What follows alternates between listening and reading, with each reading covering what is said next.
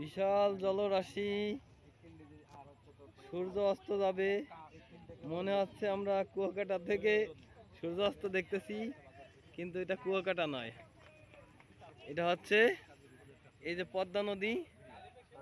আর এই যে এদিকটা হলো গড়াই নদী,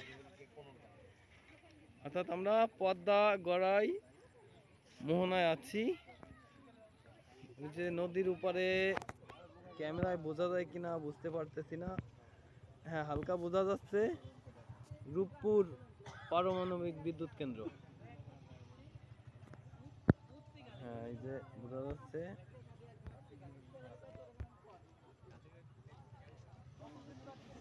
বিশাল চর কাশবন।